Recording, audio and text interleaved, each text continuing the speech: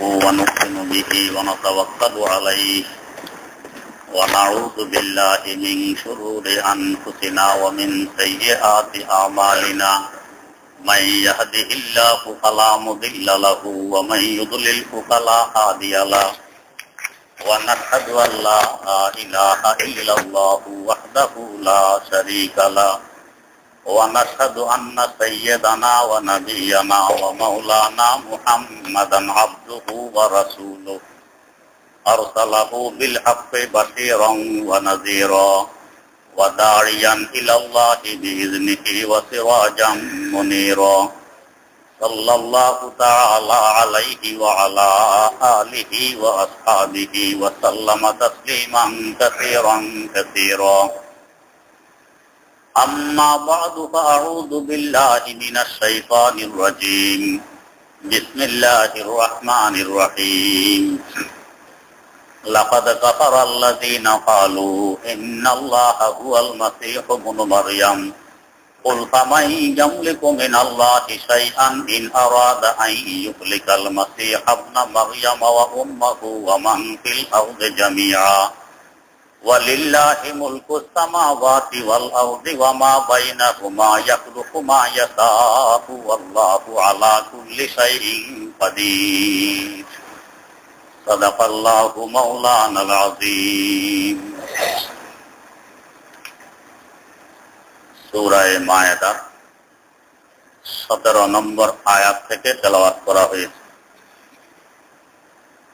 তেলাওয়াতকৃত আয়াতে খ্রিস্টানদের কয়েকটি ভ্রান্ত আকীদার খণ্ডন করা হয়েছে। খ্রিস্টানদের মধ্যে তিনটি আকীদা পোষণ করে তিন সম্প্রদায়। এক সম্প্রদায়ের আকীদা আর বিশ্বাস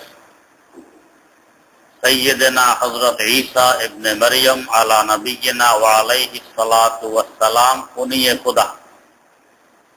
ইন্নাল্লাহা হুয়াল মাসীহ ইবনে মারইয়াম, মারইয়ামের বেটা মাসীহ ইনি খোদা। আরেক সম্প্রদায় আছে, এরা বলে না, ইনি খোদা তো নয়, তবে খোদার পুত্র। আর আরেক সম্প্রদায় আছে, তৃতীয় সম্প্রদায়, এরা বলে খোদা মোট তিনজন। একজন তো আল্লাহ, আরেকজন তার স্ত্রী মরিয়ম, আরেকজন মরিয়মের ছেলে মসীহ বা ঈসা। এই তিনজন হইল খোদা। তো তিন রকমের আকীদা পাওয়া গেল এদের মধ্যে। এক গ্রুপ ঈসা আলাইহিস সালাম হুবহু খোদা, আরেক গ্রুপ ঈসা আলাইহিস সালাম খোদার বেটা ছেলে, আর আরেক গ্রুপ ঈসা আলাইহিস সালাম তিন খোদার এক খোদা। তিন গ্রুপ হইল। আল্লাহ রাব্বুল আলামিন খণ্ডন করতেছেন এদের আকীদাগুলো। লাকাদ কাফারাল্লাযীনা ক্বালু, যে সমস্ত খ্রিস্টানেরা একথা বলে যে ইন্নাল্লাহা হুয়াল মাসীহ ইবনে মারইয়াম, মারইয়ামের বেটা মাসীহই আল্লাহ, তো এরা কাফের। লাকাদ কাফারা, এরা কুফরি করেছে, এরা কাফের, এদের ঈমান নেই। মাসীহ খোদা নয়। আল্লাহ পাক সামনে দলিল পেশ করতেছেন যে যারা ঈসা মাসীহকে খোদা মনে করে এদেরকে একটু জিজ্ঞেস করুন, ফামান ইয়ামলিকু মিনাল্লাহি শাইআন ইন আরাদা আন ইউহলিকাল মাসীহ ইবনা মারইয়াম ওয়া উম্মাহ ওয়া মান ফিল আরদি জামিআ। ঈসা মাসীহকে এবং তার মা মরিয়মকে, এমনকি বিশ্বের সমস্ত কিছুকে যদি আল্লাহ পাক ধ্বংস করতে চান, তো ঈসা কি বাঁচাইতে পারবে? এই কথা এজন্য বলতেছেন যে ঈসা আলাইহিস সালামকে তো মারার জন্য ঘেরাও করছিল ইহুদিরা। ঈসা আলাইহিস সালাম বাঁচতে পারেননি, আল্লাহ পাক বাঁচাইছেন। তো তিনি যদি আল্লাহ হইতেন, তা নিজে কেন বাঁচতে পারলেন না? কেন আল্লাহ পাকের সাহায্য লাগলো? তো বোঝা গেছে উনি খোদা নয়।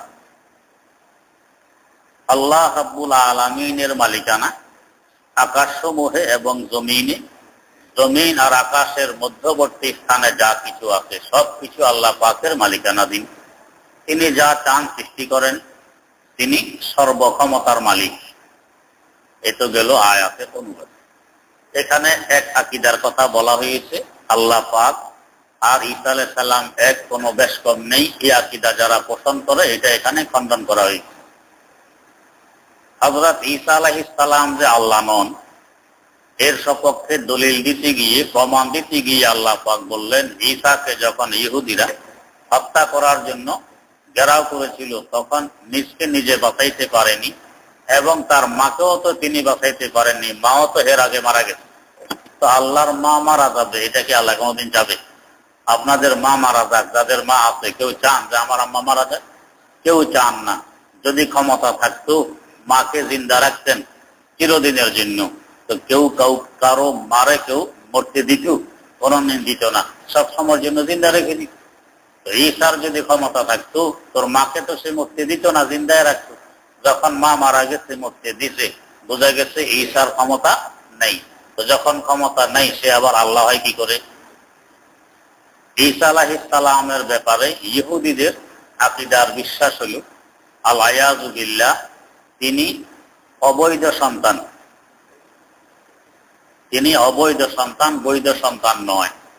এর সপক্ষে এরা যুক্তি দেয়, যেহেতু তার বাপ নেই, তো যখন বাপ নেই আর বাপ ছাড়া কোনো মহিলার গর্ভে সন্তান আসতে পারে না, মরিয়মের গর্ভে সন্তান এসে গেছে, বোঝা গেছে সে অপকর্ম করেছে, ফলস্বরূপ তার পেটে সন্তান আসছে, আর সেই সন্তানে হলো ঈসা মসীহ। এই জন্য তিনি অবৈধ সন্তান। অবৈধ সন্তান আবার নবী হয় কি করে? এই জন্য তাকে মানা যাবে না।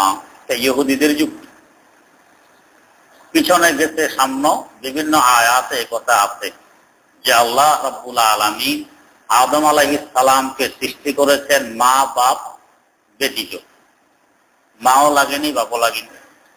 তো যিনি মা বাপ ব্যতীত বানাইতে পারেন, তিনি শুধু বাপ ব্যতীত বানাইতে পারবেন কিনা? বাপ ব্যতীত বানাইতে পারেন।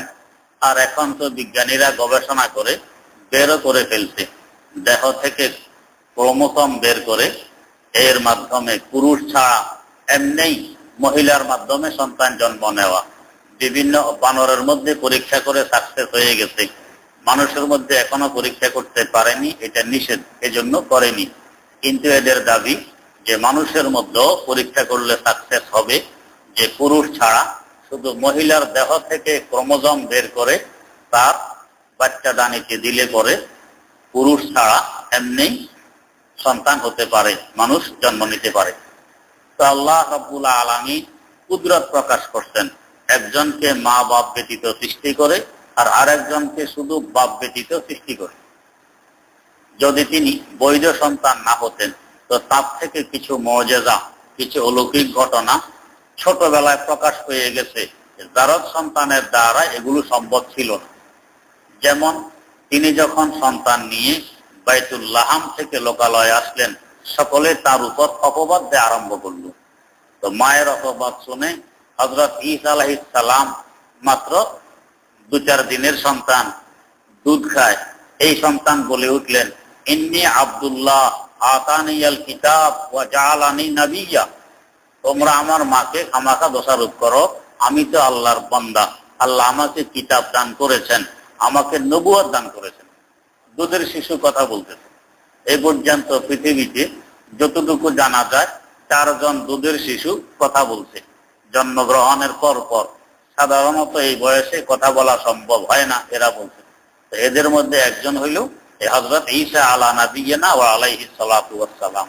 তো তিনি যদি অবৈধ সন্তান হইতেন, তো মায়ের কোলে থাকা অবস্থায়, দুধ পান করা অবস্থায় জন্মের 1-2 দিন পরে কথা বললেন লোকজনের সাথে, কথাও কিরকম?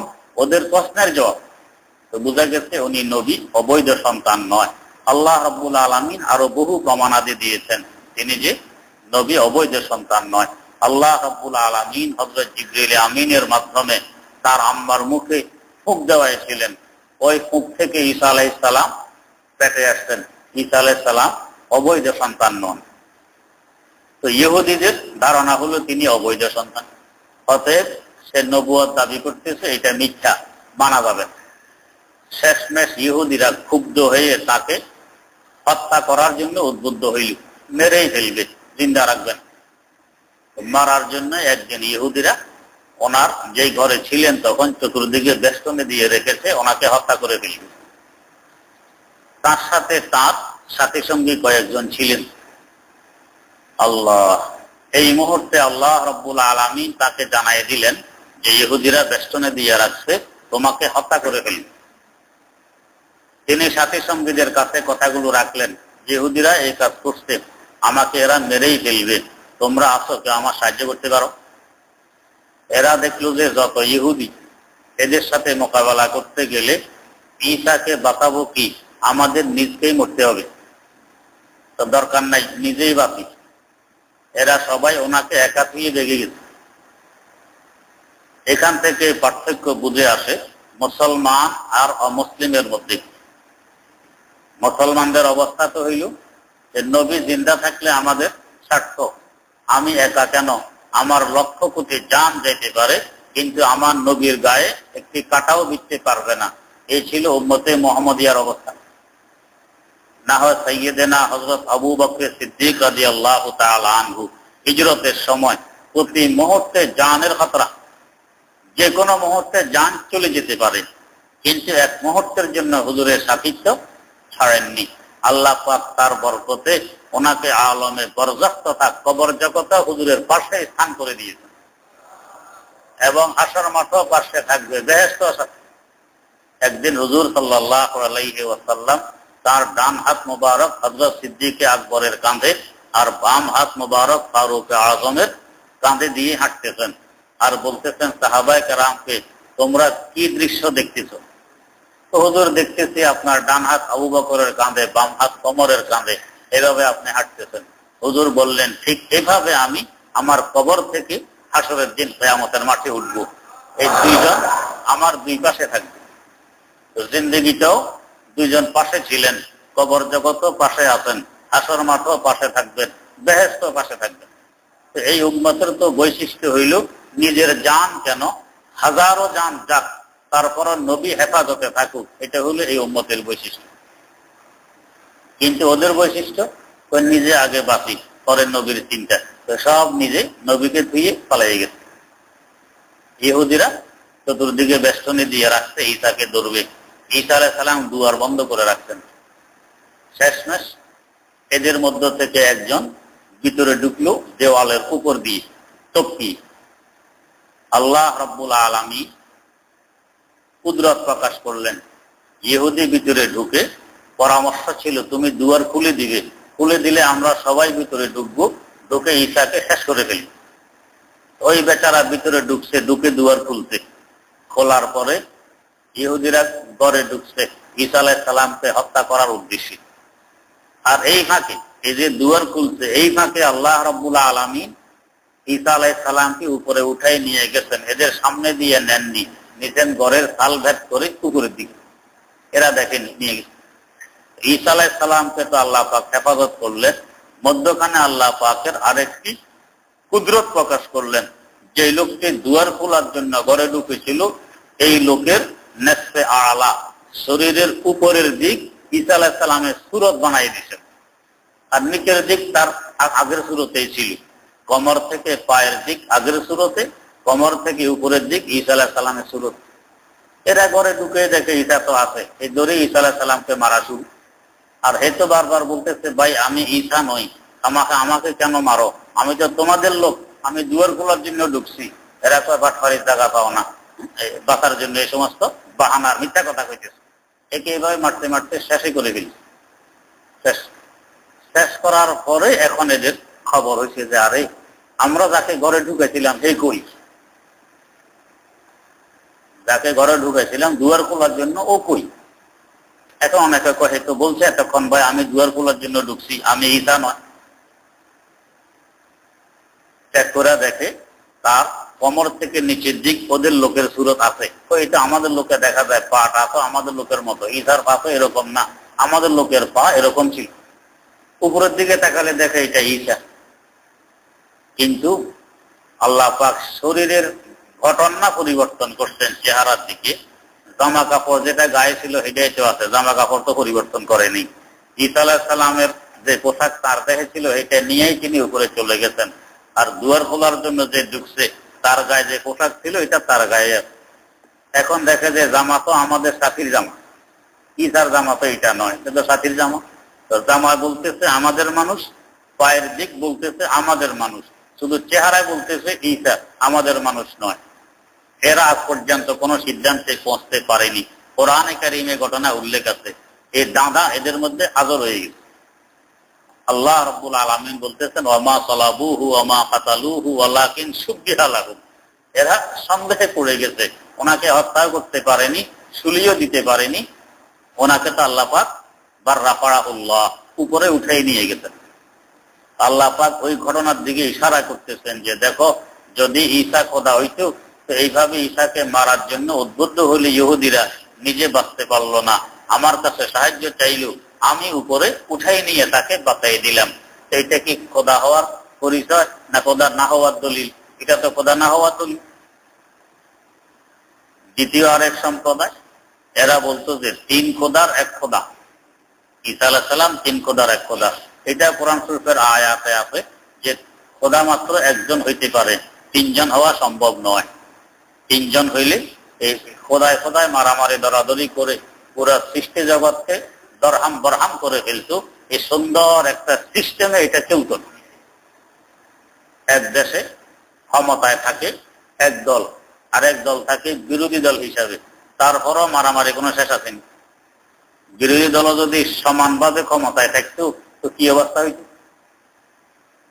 দুই খোদা যদি সমানভাবে, তিন খোদা যদি সমানভাবে ক্ষমতা থাকতো কি অবস্থা হইত? লাউ কানা ফীহিমা আলিহাতুন লাফাসাদাতা, সবকিছু ধ্বংস হয়ে যেত, টিকতো না। যখন এক সিস্টেমে চলতেছে, বোঝা গেছে খোদা একজন, তিনজন নয়। তিনজন হলে একজনে কইতো এতদিন থেকে সূর্য পূর্ব দিক থেকে উঠাইছ, চলো এবার থেকে আমি পশ্চিম দিক থেকে উড়াই। আর এক খোদায় কইতো দরকার নাই, তোমাদের যখন মতানৈক্য সৃষ্টি হয়েছে আমি দক্ষিণ দিক থেকে উঠাবো। দুইটাই বার। তো সূর্য মাঝে মধ্যে পূর্ব দিক থেকে, মাঝে মধ্যে পশ্চিম, মাঝে মধ্যে দক্ষিণ দিক থেকে উঠতো, কিন্তু এক নিয়মে চলতেছে। বোঝা গেছে খোদা একজনেই আছেন, একাধিক খোদা নেই। আর যে সম্প্রদায় ঈসা আলাইহিস সালামকে খোদার পুত্র মনে করে, এটা তো একেবারে হাস্যকর ব্যাপার। কারণ পুত্র হইলে পুত্র হয়তো বাপের সুপুত্র হবে, না হয় পুত্র হবে, না হয় কুপুত্র হবে। পুত্র তিন রকমের হয়, সুপুত্র, পুত্র, কুপুত্র। সুপুত্র মানি বাপের থেকেও আরো এগিয়ে গেছে, ইজ্জত সম্মান বুঝবুদ্ধি এলেম কালাম শিক্ষা দীক্ষা এদিক দিয়ে বাপ থেকেও আরো বেশি সুপুত্র। আল্লাহ শাইখুল হিন্দ হযরত মাওলানা মাহমুদ হাসান রহমতুল্লাহ আলাইহি, তার আব্বার যখন আলোচনা আসে কোনো কিতাবে, তো ব্র্যাকেটে সাধারণত লেখা থাকে ওয়ালেদে শাইখুল হিন্দ মাওলানা মাহমুদ হাসান দেওবন্দি রাহিমাহুল্লাহ। এই লোকটাকে পরিচয় দিতেছে ছেলেকে দিয়ে, যে মাওলানা মাহমুদ হাসান দেওবন্দি রহমতুল্লাহ আলাইহির আব্বা, ইনি সুপুত্র, বাপ থেকে আরো বেড়ে গেছেন। ছেলের পরিচয়ে বাপকে পরিচয় দিতেছে।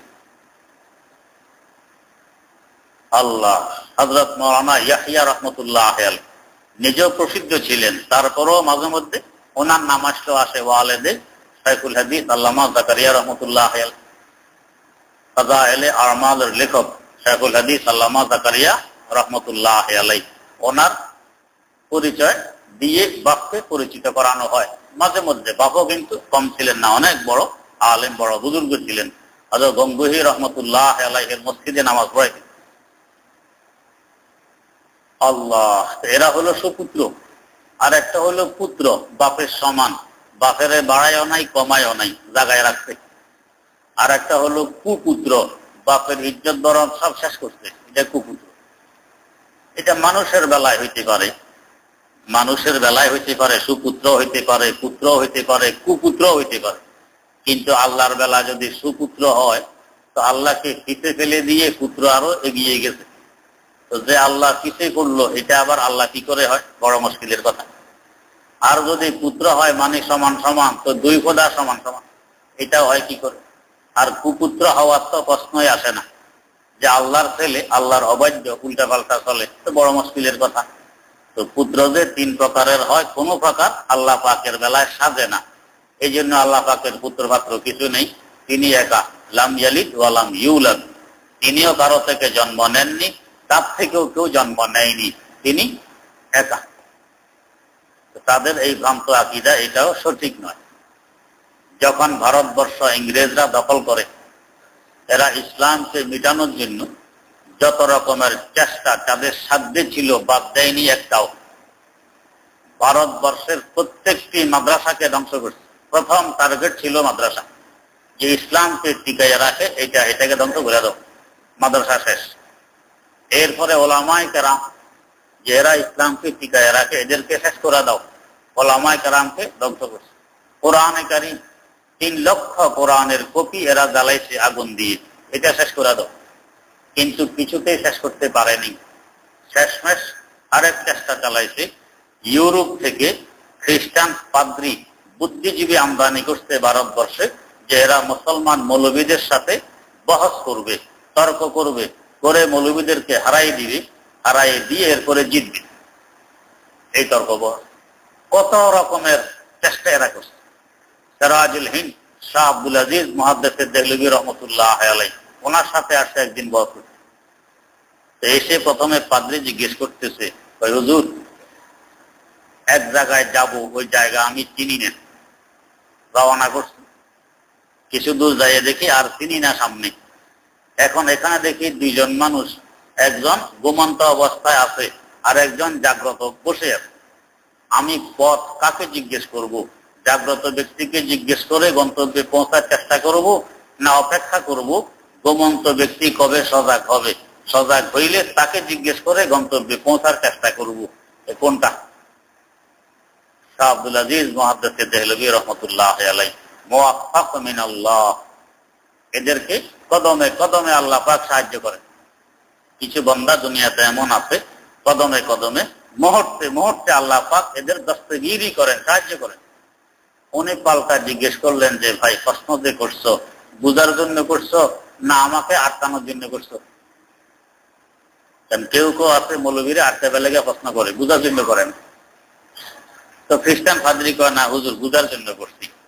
যদি সত্য বলে থাকো বুঝার জন্য করছো, তাহলে আমার রায় হইল অপেক্ষা করতে হবে, ঘুমন্ত ব্যক্তি ঘুম থেকে উঠবে, তাকে জিজ্ঞেস করে গন্তব্যে পৌঁছার চেষ্টা করবে, জাগ্রত ব্যক্তিকে জিজ্ঞেস করবে না। খ্রিস্টান হার মেনে নিলে, হুজুর আপনাকেও মানলাম, আপনার ধর্মও মানলাম, লা ইলাহা ইল্লাল্লাহু মুহাম্মাদুর রাসূলুল্লাহ। কেন সে ধর্ম নিজেরটা ত্যাগ করে আরেকটা মেনে নিল? কারণ বুঝে ফেলছে যে এই যে উত্তর দিল লোকটা, উত্তরটা তার নিজের নয়, উত্তর তার খোদার। আজকে করছি এক কিতাবে মুজাহিদে আজম হযরত মাওলানা শামসুল হক ফরিদপুরি রহমতুল্লাহ আলাইহি নিজে লিখতেছেন, আমি এই পর্যন্ত যা কিছু লিখেছি আমার এই লেখাগুলোর হেফাজত করবা, নষ্ট হতে দিও না, এবং কোনো পরিবর্তনও করো না। কেন বলতেছেন?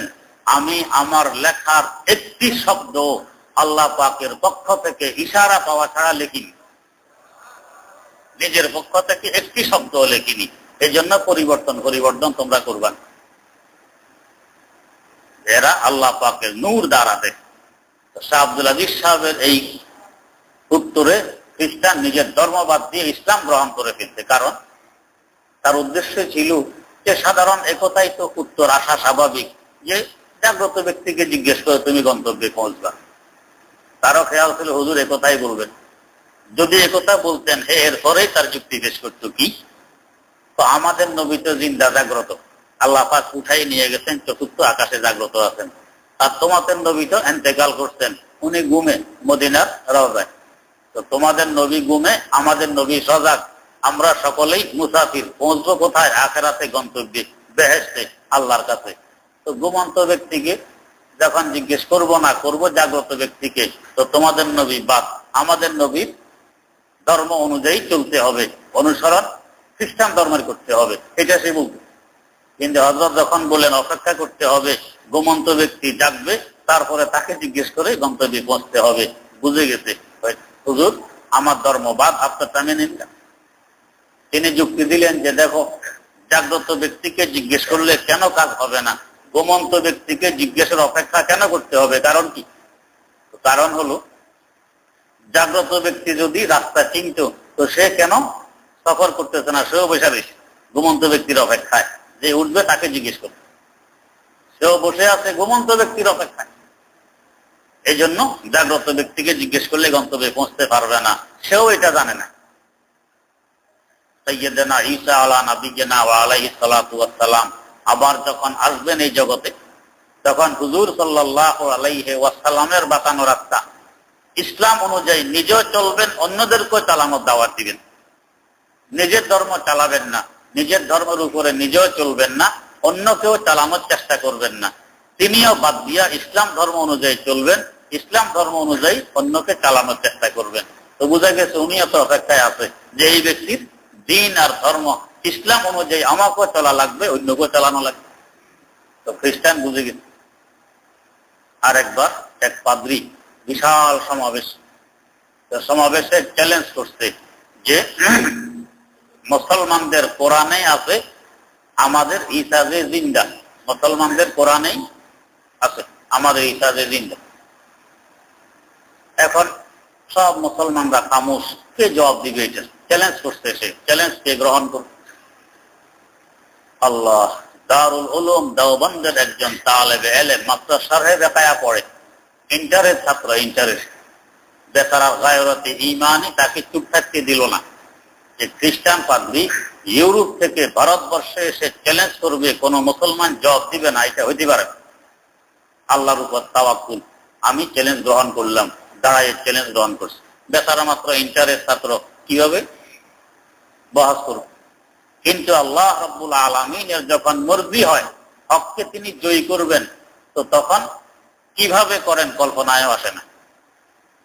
ব্রাহ্মণবাড়িয়া তেলিনগর এলাকায় আমাদের তত্ত্বাবধানে একটি মাদ্রাসা চলে, যেখানে মাদ্রাসা এটা এক সময় আলী আকবর রিজভী সাহেবের মূল কেন্দ্র আর মার্কাজ ছিল। আলী আকবর রিজভী সাহেবের ধারণায় যারা তাবলীগ করে আল-আয়াযু বিল্লাহ এরা কাফের। হযরত মাওলানা ইলিয়াস রহমাতুল্লাহ আলাইহি সহ যত তাবলীগী আছে, তাবলীগকে যারা সাপোর্ট করে এরা সবাই কাফের। এটা হলো আলী আকবর রিজভীর বড় ফতোয়া। এই বেচারা ওইখানেও এদেরকে কাফের বলে চ্যালেঞ্জ করছে যে কোন মৌলবী যদি থাকো তাবলীগের পক্ষের, তো আমি চ্যালেঞ্জ করলাম এরা সব কাফের। এখন সেখানে কেউ কথা কয় না, তার দল ওদের বাড়ি। একজন মৌলবী ছিল, উনি এখনো জিন্দা আছেন, খুব দুর্বল হয়ে গেছেন, উনি জিন্দা আছেন, কিন্তু লেখাপড়া করছেন দামতে আলিয়া মাদ্রাসায়। উনি বললেন কেউ কথা বলে না, চুপচাপ। তো আমার গায়রত আমাকে চুপ থাকতে দিল না, কিন্তু আমি তো বহস করতে পারবো না, আমার এই পরিমাণ এলেম নেই। তো মনে মনে ভাবলাম যে মুফাসসির হুজুর জিন্দা আছেন, বড় হুজুর, তো ওনাকে কালকে যাইয়া ধরে নিয়ে আসবো, ওনার সাথে আলী আকবর রিজভী বহস করে পারবে না। তো ওনার ভরসায় আমি দাঁড়াই চ্যালেঞ্জ গ্রহণ করলাম যে ঠিক আছে রিজভী সাহেব, আগামীকাল এই মঞ্চে বহস হবে, চ্যালেঞ্জ আমি গ্রহণ করলাম। রিজভী মেনে নিল, ঠিক আছে। তো আমি সকালে উঠে দৌড় দিয়েছি হুজুরের কাছে, হুজুর আমি চ্যালেঞ্জ গ্রহণ করতে চাইতে হবে। হুজুর বললেন যে ওইখানে গেলে হবে মারামারি, কে ট্যাকেল দিবে, প্রশাসন থাকবে, সালিশ কে করবে, এগুলি সব ঠিক করতে হয়। তুমি এমনি বহসের তারিখ এমনি বহস হয় না, মারামারি হবে। তো হুজুর রাজি হইলেন না। তো আসছি মুফতি নুরুল্লাহ সাহেবের কাছে, উনি তো গরম হয়ে গেলেন আমার উপরে, কেন এভাবে চ্যালেঞ্জ গ্রহণ করলাম, রাজি হইল। তো যত জায়গায় গেলাম বিমুখ হয়ে ফিরে আসলাম। হায় হায়, এবার কি করি? এবার তো আমার মরণ ছাড়া আর উপায় নেই। ওইখানে না গেলে পরের দিন থেকে আমার এই গ্রামে থাকা সম্ভব হবে না, সকলে আমাকে বের করে দিবে। আর ওইখানে গেলে আমার হেরে যাওয়া নিশ্চিত, কারণ আমার এলেম কালাম নেই, পড়ছি আলিয়া মাদ্রাসায়, কি করি?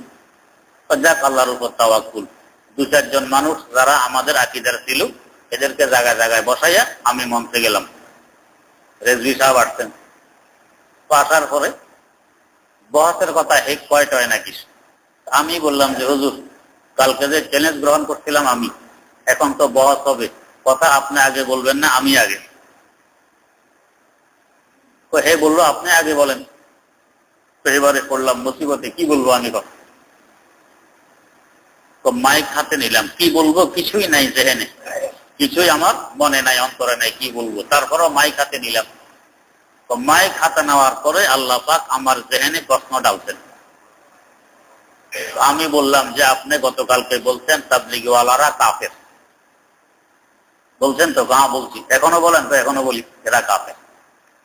তখন আমি প্রশ্ন করলাম যে হুজুর তাবলীগওয়ালারা প্রথম দাওয়াত দেয় কালেমার, ঈমানের। মান ক্বালা লা ইলাহা ইল্লাল্লাহ দাখালাল জান্নাহ, কুলু লা ইলাহা ইল্লাল্লাহ তুফলিহুন। এরা কালেমার দাওয়াত দেয়, নিজেও পড়ে, আরেকজনকে পড়ায়। তো যেই কালেমা পড়লে কাফের মুসলমান হয়, আর মুসলমানকে এই কালেমার দাওয়াত দিলে এই কালেমা পড়লে কাফের হয়ে যায়, এটার কারণ কি জানতে চাই। কালেমা পড়লে তো মোমেন হবে, মুসলমান হবে, আর আপনি কোন কাফের হবে। এই কালেমা পড়লে কেন কাফের হয় এটা আমি জানতে চাই আপনার কাছে, প্রথম প্রশ্ন। দ্বিতীয় প্রশ্ন করলাম, হুজুর এরা দ্বিতীয় দাওয়াত দেয় নামাজে, নিজেও পড়ে আরেকজনকে পড়ার জন্য উদ্বুদ্ধ করে। তা আল্লাহ রাসূল বলছেন, আল ফারকু বাইনানা ওয়া বাইনাল মুশরিকিনা আস-সালাহ, আমাদের আর মুশরিকদের মধ্যে পার্থক্য হইল নামাজ। মুমিন মুসলমানেরা নামাজ পড়বে, মুশরিকেরা নামাজ পড়বে না। তো তাবলীগওয়ালারা নিজেও নামাজ পড়ে, আরেকজনেরও পড়ার জন্য উদ্বুদ্ধ করে। এরপরও আপনি বলেন এরা হবে কাফের। রাসূল তো কয় এটা মুমিন হওয়ার চিহ্ন, আপনি বলেন এরা হবে কাফের, কারণ কি জানতে চাই। 2 নম্বর প্রশ্ন। 3 নম্বর প্রশ্ন, এরা ইলমের দাওয়াত দেয়, নিজেও শিখে আরেকজনকে শিখার জন্য উদ্বুদ্ধ করে। আল্লাহর হাবিব তো বলছেন, তলাবুল ইলমি ফরিদাতুন আলা কুল্লি মুসলিম, ইলম অর্জন করা প্রত্যেকটি মুসলমানের উপর ফরজ। তো ফরজ কাজ করলে কেন কাফের হবে আপনার কাছে জানতে চাই। এইভাবে তাবলীগের 6 উসুলের 6 প্রশ্ন। তো এটা তখন যেখানে আল্লাহ পাক ডালছেন কইলেন। তো পাওয়ার পরে রেজভি মাইক হাতে নিয়ে বলে, এই সমস্ত প্রশ্নের উত্তর আমার কাছে পানি ভাত। পানি ভাত চিনেননি? পান্থা ভাত বলে, তো পানি ভাত। উনি বলে, আমি তো ভয় পেয়ে গেলাম, সর্বনাশ, এ যদি উত্তর দিয়ে বসে পরে আমি কি বলবো। তো যাক, পানি ভাত পেয়ে হে ওয়াজ করে, মানুষকে তাবলীগের বিরুদ্ধে খেপায়, যারা মসজিদের গেস্ট হাউস বানায়, এখানে এই করে সেই করে খায়, হোটেল বানায়, এগুলি করে। আমার জব দেয়। তো আমি একটু করে দাঁড়ায় বললাম, হুজুর ওয়াজ তো করে, আগে তো বয়স হবে, আমার প্রশ্নের উত্তর আগে দেন, ওয়াজ করে হবে। তো জি দিতেছি, প্রশ্ন এগুলির উত্তর তো পানি ভাত দিতেছি। তো দিতেছি ভাই, আবারও ওয়াজ, মানুষকে শুধু খেপায়, উত্তর দেন। তো অনেকক্ষণ পরে আবারও উঠে বললাম যে হুজুর ওয়াজ তো করে হবে, বহুত আগে, আমার উত্তর দেন। তো জি দিতেছি, এগুলিতে পানি ভাত। তো এরপরে সে ওয়াজ করে আর পানি ভাত, কিন্তু উত্তর দেয়। 3 বারের পরে ভাই আমার উঠলো গোসা। তো দাঁড়াইয়া, স্টেজে দাঁড়াইয়া তার পাশে গিয়ে এমন এক লাথি মারলাম, তো এক লাফিয়ে 10 হাত দূরে যায় করতে নি। শক্তি কোত্থেকে আমার শরীরে আসতে বুঝি। ও লাথি মারার সাথে সাথে দেখলাম কারেন্টের তার ছিঁড়ে বেড়ে অন্ধকার। তো আমি এক দৌড়ে বাড়িতে লাগলো মারামারি। হেরা ভাবছে কত ওয়াহাবি জানে এখানে আসছে আল্লাহ জানে, না হলে কি এত সাহস করতে। আসলে তো লোক নেই, আমি তো বাড়িতে। হেরা ভয়ে বাঘা আরম্ভ করছে অন্ধকারে। এর ভিতরে কে রেজগির কান কেটে ফেললো, ফিডিয়া ফুডিয়া রক্তাক্ত করে ফেললো, কে বা কাহারা। তো আমি তো করে ফেলি এসছি বাইরে। তো ভোরে ভোরে রাত্রে রেজবিকে তাড়াতাড়ি এলাকা থেকে ফার করছে, কত ওয়াহাবি জানে এখানে আসছে আল্লাহ জানে। তো আসলে মোটেও আসেনি, শুধু এটা সাহস। এরপরে কোর্টে দেয়া দিল কেস, আমি 1 নম্বর আসামি। রেজভি সাহেবের রক্তাক্ত এই জামা টামা সব নিয়ে তুললো কোর্টে, যে এইভাবে আমরা ওনাকে মারছি। তো হাকিম সাহেব তলব করলেন আমাদের, তো গেলাম। তো এক কথাও বাড়াইও নাই কমাইও নাই, ঠিক যাই বসছে আমি হুবহু কথাগুলো তুলে ধরছি। লাথি মারছি তাও বলছি, কেবা কাহারা ফিরে কান কাটছে কাটছি ঠিক এটাও বলছি, জামা কাপড় রক্তাক্ত হয়ে গেছে এটাও বলছি, সব বলছি।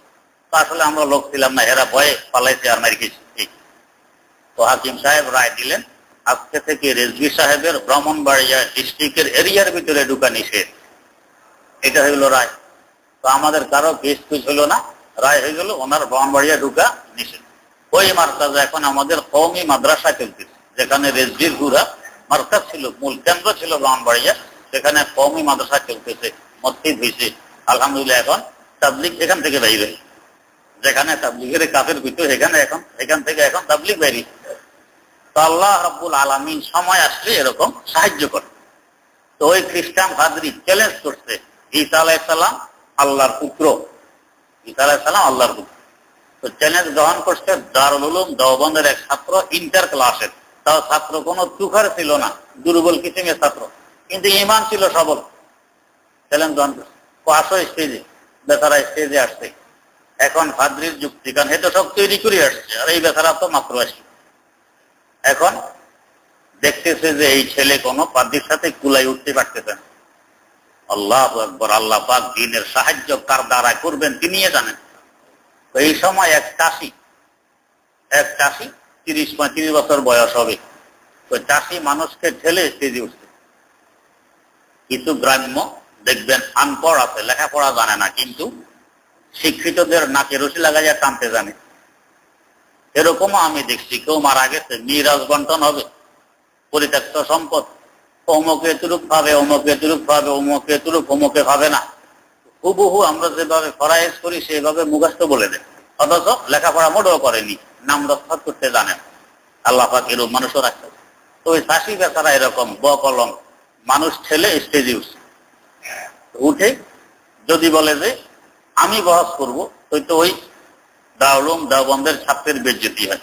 কারণ হে না ছাত্র, মানুষ তো মনে করতেছে দেওবন্দের বড় আলেম। এখন এই যদি বহসে হেরে যায়, পুরা দেওবন হেরে যাবে, আর দেওবন হেরে যাওয়া মানে পুরা ইসলাম হেরে যাবে। কত মারাত্মক কথা। তো চাষি বেচারা স্টেজে উঠে কয় দারুল দেওবন্দের ছাত্রকে, কয় হুজুর, এর মতো মূর্খ খ্রিস্টান ফাদলির সাথে আপনি বহস করবেন, এটা আপনার শোভা পায় না? আপনার কথা হে বুঝবে, শিক্ষিতের কথা মূর্খে কি বুঝবে? না এর কথা আপনি বুঝবেন, মূর্খের কথা শিক্ষিত কি বুঝবে? হুজুর হে এক মূর্খ, আমি আর এক মূর্খ, আমি আর হে যথেষ্ট, আপনি সরেন, হুজুরের ইজ্জত রাখল। হুজুরের সরাই দিয়ে কয় আপনি কি কইতে চান? আমি কইতে চাই ঈসা আলাইহিস সালাম আল্লাহর ছেলে, এটা কইতে চাই। ও আল্লাহর ছেলে? কয় জি। আল্লাহর ছেলে কি একজনই না আরো আছে? অশিক্ষিত কৃষক জিজ্ঞেস করে আল্লাহর ছেলে কি একজনই না আরো আছে? কয় না একজনই। আচ্ছা মানলাম একজন। আল্লাহর বয়স কত?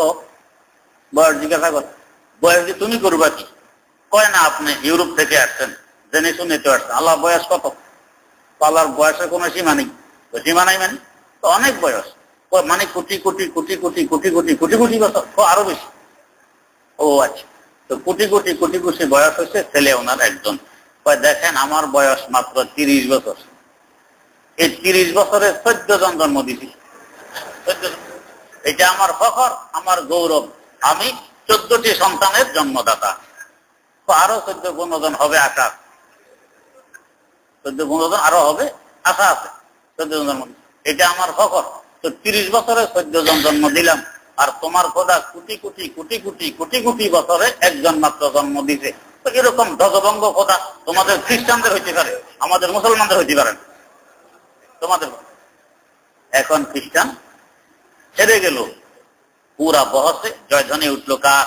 ওই কৃষকের। মুসলমান জিন্দাবাদ, খ্রিস্টান হেরে গেল। হযরত কাসেম নানুতুবি রহমতুল্লাহ আলাইহি ঘটনা শোনার পর বললেন, কয়েকটা ইলমি কথা, একটা সুন্দর যৌক্তিক কথাকে খ্রিস্টান সহজ আর ওই কৃষক সহজ ভাষায় বুঝাই দিচ্ছে। কি ইলমি কথা? তো কথা তো ছিল এরকম, ভাই আগে এটা ঠিক করো, সন্তান হওয়া কি গুণ না দোষ? সন্তান হওয়া কি গুণ না দোষ? তো যদি বলো দোষ, তা আল্লাহ পাক সমস্ত দোষ থেকে মুক্ত, কোন সন্তান না হওয়াই এটা ওনার গুণ হইতে পারবে। আর যদি বলে সন্তান হওয়া গুণ, তো গুণ হইলে আল্লাহ পাক যেরকম অসীম, তার গুণও তো অসীম। তো যখন গুণ অসীম, ওনার সন্তান আদি অসীম হওয়া দরকার, কোটি কোটি কোটি কোটি কোটি কোটি সন্তান হওয়া দরকার। যত বেশি হবে তত গুণ বাড়বে, যেহেতু সন্তান হওয়া গুণ। তো যখন হয়েছে একজন, বুঝা গেছে এই গুণটা পরিপূর্ণ নয়, অসম্পূর্ণ গুণ। আল্লাহ পাকের কোন গুণ অসম্পূর্ণ হইতে পারে না, ওনার সব গুণ সম্পূর্ণ। এই এলমি কথাটাকে ওই কৃষক সহজ ভাষায় বুঝাই দিল যে এরকম খোদা তোমাদের হইতে পারে, আমাদের খোদা ধ্বজভঙ্গ নয়, এক সন্তান জন্ম দিয়ে বসে থাকবে এরকম। তো খ্রিস্টানদের দিন আকিদা এটা খণ্ডন হইল, যে আকিদাগুলো বাতিল, যে আকিদাগুলো সঠিক নয়। আল্লাহ রাব্বুল আলামিন এই বাতিল আকিদাকে আয়াতে খণ্ডন করলেন, লাকাদ কাফারাল্লাযীনা ক্বালু ইন্নাল্লাহা হুয়াল মাসীহু ইবনু মারইয়াম কুল ফামান ইয়ামলিকু মিনাল্লাহি শাইআন ইন আরাদা আন ইহলিকাল মাসীহা ইবনা মারইয়াম ওয়া উম্মাহু ওয়া মান ফিল আরদি জামিআ ওয়ালিল্লাহি মুলকুস সামাওয়াতি ওয়াল আরদি ওয়া মা বাইনাহুমা ইয়াখলুকু মা ইয়াশাউ ওয়াল্লাহু আলা কুল্লি শাইইন কাদির। নিঃসন্দেহে ওরা কাফের, ওরা মুমিন নয় যারা বলে যে মাসিহে খোদা। যদি তাই হইতো তো জিজ্ঞেস করো যে মাসিকে বাঁচাইলো কে? মাসির মা মূল্য কেন? খোদা তো নিজের মাকে বাঁচাই রাখতো, মা মূল্য কেন বাঁচাইতে পারলো না? আল্লাহ রাব্বুল আলামিন সব কিছুর মালিক। জমিনে যা কিছু আছে, আকাশে যা কিছু আছে, জমিন আর আকাশের মধ্যবর্তী স্থানে যা কিছু আছে, সবকিছুর মালিক তিনি। যাকে চান যেভাবে চান সৃষ্টি করেন। তো হযরত ঈসা আলাইহিস সালামকে পিতা ব্যতীত সৃষ্টি করছেন, এটা তার কুদরতের প্রকাশ। এই অর্থ নয় যে ইহুদিদের কথা তিনি জারদ সন্তান, এটাও ভুল। আর এই অর্থ নয় যে তার পিতা আল্লাহ, তিনি আল্লাহর পুত্র, এটাও ভুল। আল্লাহু আলা কুল্লি শাইইন কাদির, আল্লাহ সর্বশক্তিমান। মা বাপ ছাড়াও মানুষ বানাইতে পারেন, আর বাপ ছাড়াও মানুষ বানাইতে পারেন, যেহেতু তিনি সর্বশক্তিমান। আল্লাহ রাব্বুল আলামিন সহি বুঝার তৌফিক দান করুন।